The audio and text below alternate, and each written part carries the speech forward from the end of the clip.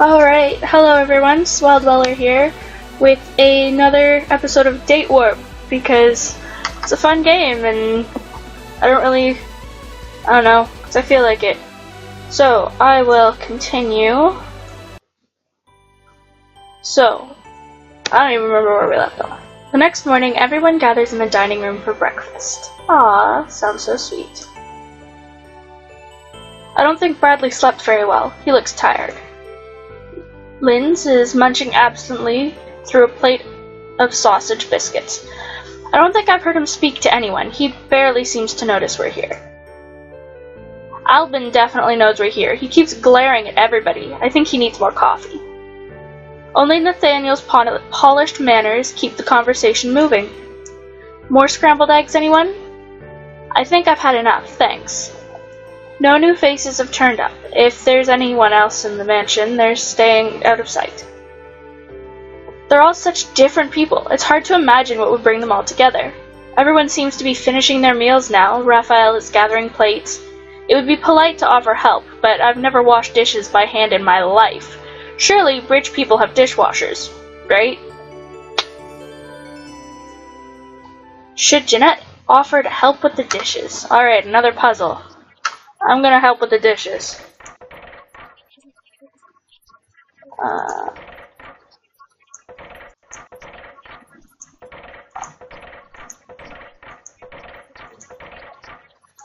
Boom.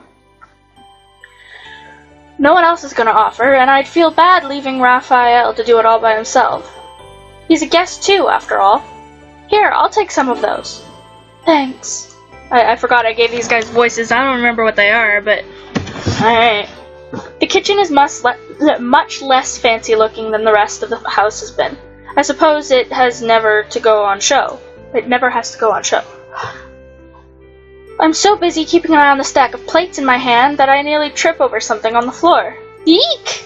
Oh, that's Jake's bowl. Jake? Nathaniel's dog. He's an Irish setter. He's very petty. Oh, pretty. Yes, the dog is petty. The dog is like, dude, no, unless you got them pearls on. I didn't hear a dog. Oh, he's not here right now. He's on vacation. Who sends a dog on vacation? Whatever, I need to get these plates out of my hands. Unfortunately, Raphael appears to be running water into the sink. Is there a dishwasher? Nope. Says that so cheerfully. Seeing my chagrin, he can't help giggling. Chagrin? I don't know if I'm saying that wrong. I can do it, you know. I'm used to it. How about I just dry? Sure. Rubbing a cloth carefully over clean plates isn't hard, and work moves along swiftly enough. So, you normally do the dishes where you live? I like to keep myself useful. I wait, but he doesn't add anything else. Oh well. After we finish the dishes, we rejoin the others. It looks like there's been some sort of argument while we were gone. Come on, let's get to that phone. Nathaniel leads us out of the dining room into the hall where we were last night. Don't take Albin too seriously. He's having a hard time right now. Why is that? Someone close to him is very ill. He turns away and picks up the phone. The line is still down. That's alright. That's alright. Now the rain has stopped, we can go outside to pick up the signal. Yes, we should get going. We return to the grand entrance. Sensing our departure, everyone comes to see us off. Goodbye and good luck. Thanks for your hospitality. We really appreciate it. I go to open the door. Well then. Aliens. What on earth is that? I was that close to the intro.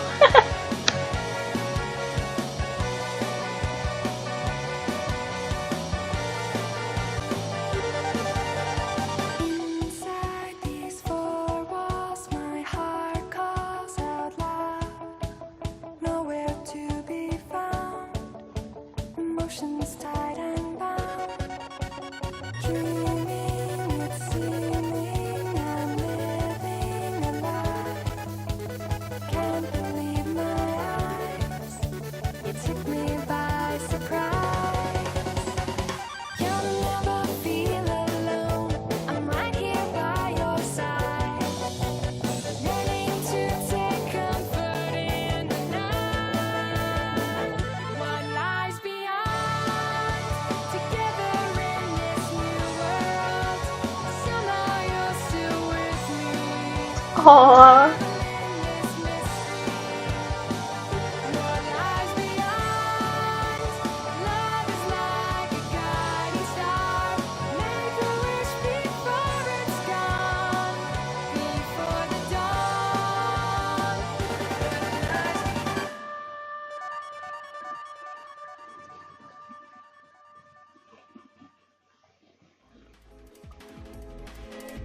The air in the open doorway shimmers and crackles with a strange light. That looks like some sort of plasma window. Don't touch it. Bradley grabs my arm and pulls me back away from the door. That was Lynn's. That was not Bradley. How could this have something to do with... I don't know. I don't know. What the heck is his voice? I need a good voice for this guy. Nosy voice? I don't know. No, I don't know what to do. Raphael, go downstairs and check everything's alright. Right. He rushes away. What's going on? All this had better not. What do you think you're... Be quiet. The babble falls silent, as does the music. We can't accomplish anything if everyone is talking at once. Linz, what are we looking at? I'm not certain. Fascinating, isn't it? It's clearly permeable to at least some forms of radiation, but with intermittent diffraction. Solid matter on contact might be either repulsed or incinerated. I'd prefer more data before making empirical tests. What? Rube? Rube. I think it's supposed to be rude. He said it might burn you if you touch it. I understood that much. I just don't understand what that thing is or how it got there. Convenient, isn't it? Giving you an excuse not to leave. I don't want an excuse not to leave. Raphael rushes back into the room, breathing hard. Everything is still working, but there's excess power being generated. It's bleeding over into the security systems. Look, a house this big has to have more than one door, windows even, so why don't we just find another way out and get out of your hair? I'm afraid that's not possible. As part of a home security system, there are wires laid around every door and window frame. If they're all supercharged, every egress could be perilous. Does that mean we're trapped in here? So what do we do with them? Hey! Can you fix it? I don't know yet. Probably. Raphael and I will debug the system.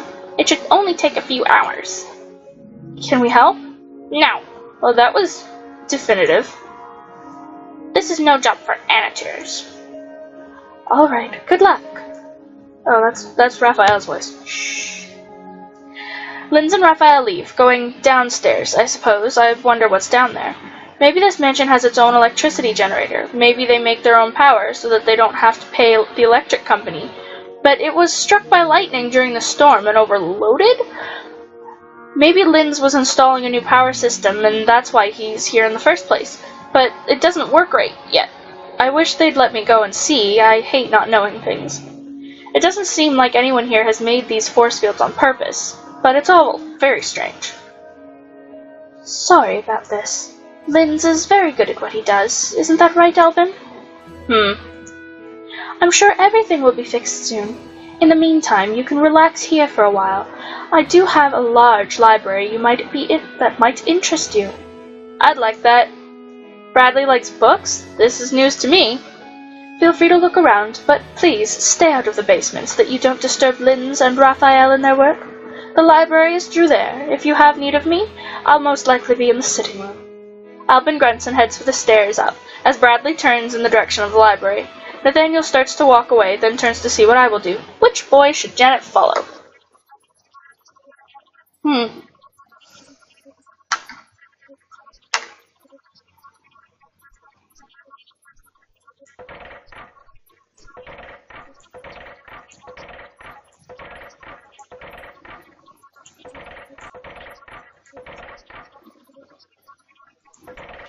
Time for another long way of connecting things.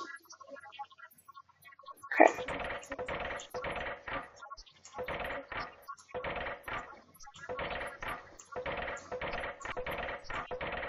there's Bradley.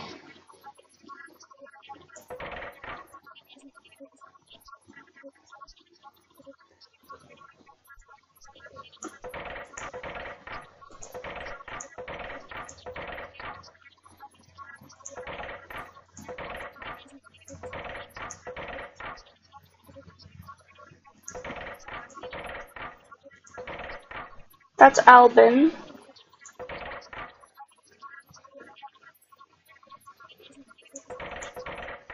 And Nathaniel. So...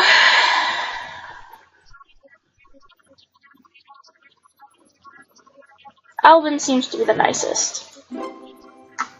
I can't help it. I'm curious. Albin's barely spoken a word to me, or anyone else that I can see. If he's not their friend, what's he doing here? I walk up the stairs after him. I spot Albin in the upstairs hallway.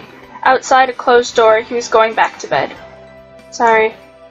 Is he talking to me? As I take a step closer, he turns. What are you doing? Well, there's no point in lying. Following you. What did you think you were gonna find? A really cranky guy, obviously.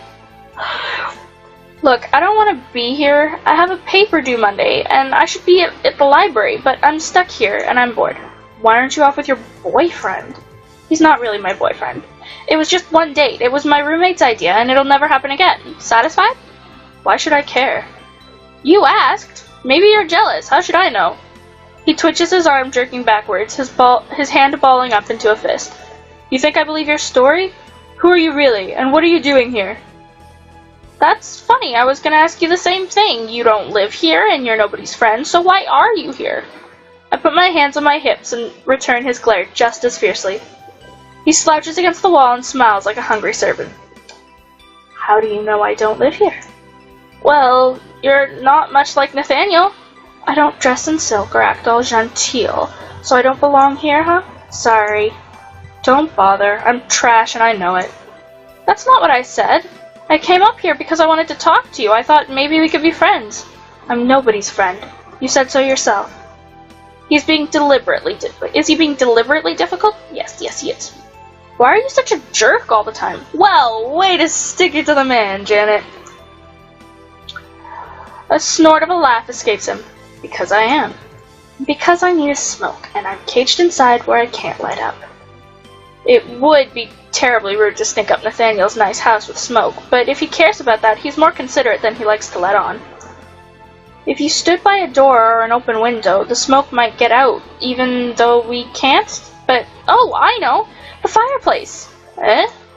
There's a fireplace downstairs with a chimney, right? The smoke can escape that way. There's probably no security system stuff at the top of the chimney, and even if there is, a chimney can handle a little smoke. That's not a bad idea. Hey, he likes me! Straightening, he walks to the stairs in long, even strides, then unexpectedly, well, are you coming? Bemused, I follow. The house is quiet as we walk, even though I know there are several other people in the house. The silence makes it feel huge and lonely. Albin folds himself into the fireplace, peering briefly up the chimney. From his pocket, he withdraws a pack of cigarettes and a metal object which looks like a coiled snake, pressed flat. He presses the snake's tail. A blue flame shoots out its mouth. Cool lighter. As he puffs away, I feel compelled to comment. You know that stuff will kill you. No, I had no idea. I have completely missed the bleeding obvious because I'm a moron. Okay, so you already know. If I live that long, smoking could kill me. Or I could be hit by a car long before. I could give up smoking and eat my vegetables and jog every day and still drop dead of a heart attack when I'm 30. Life isn't fair. You can't prevent bad things from happening to you just by being good.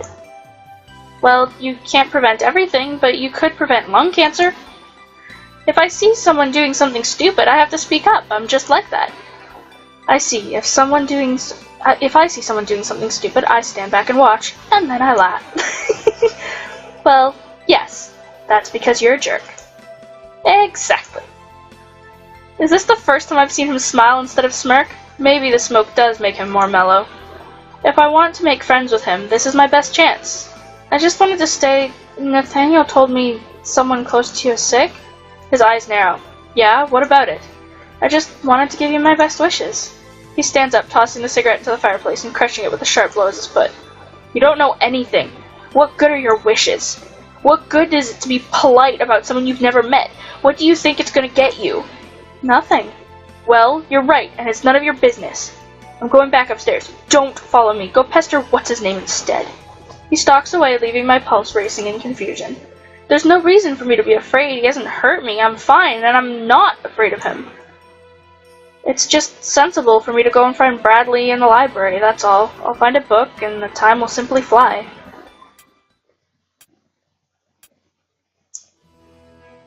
Late in the afternoon, we gather at the grand entrance. Everybody appears to be in good spirits, awaiting the resolution of our situation. Lynn steps forward and licks his lips in preparation to speak. We have been monitoring the problem for several hours now, and the output remains steady. So there's no sign of the force fields growing. This shouldn't get any worse. As there was no visible heat damage in the surrounding frames, we experimented with introducing various objects. Physical contact so far has not produced any adverse reactions. The fields appear to act like a membrane, bowing outward when a solid object is applied with force. However, small amounts of water, but you can get rid of them? Efforts to shunt the overflow without disrupting the system integrity have lacked success. Can't you just turn the whole thing off? Pull the plug? No. Turning off the power is not an option. Looking over at Bradley beside me, I notice he seems a little pale, clammy even. He has his arms folded around himself, hands tucked inside his jacket. Is he sick? What do you expect us to do? We have to get home. Bradley's not feeling well. Now, this is the interesting part. I believe we would be able to bypass the barrier with Faraday shields. However, we don't have enough metal on hand to build a human-sized enclosure. An active electromagnetic field generator may be able to produce the same effect. I'll need to tune them to your own bioelectric aura. If you approach the field so that I can measure the discharge, no. Tiny beads of sweat are breaking out on his forehead. Well, we have to do something. This is how you do it, isn't it? Do what? This is how you kill them. What are you talking about? I think he may have a fever. I will not walk into your death trap. Suddenly, where the heck did he get that? Suddenly he pulls a handgun from the inside of his jacket. You thought I was just another one of your victims, but I know what you are. Yeek! I've waited years for this. Now you tell me. Where is she? What? Who? Don't pretend you don't. No, all of you. He sweeps the gun around, pointing at each of the men in turn. Bradley, put the gun down. And as he swings to aim it at me, shut up, Janet! How dare you speak to me like that? It's in the basement, isn't it? Where you didn't want anyone to go? Well, we're all going to see it now. All of you, move! Okay, frightened and confused, we're herded through the mansion. A nondescript door opens to reveal a dimly lit staircase leading down into the unknown basement. We're all clustered together. Albin looks ready to spit nails. Nathaniel's eyes meet mine only with sad resignation. Linz and Raphael are in the lead, and Bradley is behind us all with the gun.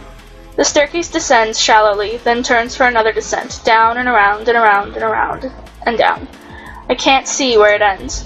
Suddenly, there's a flash of light. With a strangled squawk, Bradley stumbles backwards, his weapon arm swinging up wildly. Quick as a flash, Albin's fists intersect with Bradley's jaw. Nathaniel grabs my arm and pulls me aside as Linz charges back to join the fray. Well, somebody went crazy. Come on, give me an excuse. You'd look better with 2 black eyes. Bastard. Raphael, bring me my handcuffs. Yes, sir. I'm not going anywhere. No, you're not. You're not gonna hurt him, are you? That's up to him. Should we chain her up too? Me? Why me? I didn't do anything. You came here with him. You had to know what he was planning. I still don't know what he was planning. I have no idea what's going on. Janet hasn't caused any harm. She deserves the benefit of the doubt. Raphael returns with a pair of handcuffs, and Linz fastens Bradley's hands behind him. With the cuff chain looped through the back of the chair, apparently this isn't his first time putting someone in restraints. Why don't you just go ahead and kill me? You're the one who was waving around a gun. No one is killing anyone. Let's start at the beginning. Why were you carrying a gun? To defend myself from you? Me? Or Linz? Or who? All of you, whichever of you is responsible for the murders. What murders? 5 years ago, a college girl disappeared from this area. 5 years before that, another girl disappeared. And before that, I've never heard about any missing persons near here. Even if that's true, why do you think we had anything to do with it? Just because people went missing in this general area. Not in this general area, this house! How would you know that? Because the last one was my sister. Aw, poor Bradley. He has a sister? I'm all poor Bradley. You're like, what? Janet. I was the last person to hear from her alive. She called me when her car broke down. She described where she was in the house. She could see up ahead and that she was planning to ask them for help. And then she was gone. That is ridiculous. 25 years ago, most of you weren't even born. Bradley laughs. It's not a pleasant sound. It gets better. This house doesn't exist. What? I spent months looking for this house. The police said I must have had the details wrong. They gave up, but I looked harder. That was when I found out about the 5-year pattern. So I knew I needed a girl, and I knew I had to wait. Until now. All this year, I've been looking for you, and this house was not here. But now, I finally found you. That's complete nonsense. It must be true. Everyone turns to stare at me. All year, Bradley's been asking out different girls. It's always just one date, and he always drives. He never makes a move, like he's barely interested in the girls at all. We thought he was just looking for the right girl, but he could have been looking for this house. That means... Burning with furious realization, I slip off my loafer and hurl it at his head. You manipulative, scheming, lying jerk! You used me as bait! I don't understand. Don't listen to them. They're just trying to confuse you. If it's all lies, then what are you hiding in the basement? The bodies? Please stop this. He shakes his head sadly. We need some time to talk. We can't trust you on your own after you've attacked us, but we can't leave you chained to a chair forever either. Lock them in a room, both of them. Will she be safe with him? Ha! Will he be safe with me? That too. Separate rooms, then. They lead me back to the room I slept in last night, taking Bradley somewhere else. We'll be back, I promise. And then they lock me in, and I am left here, alone.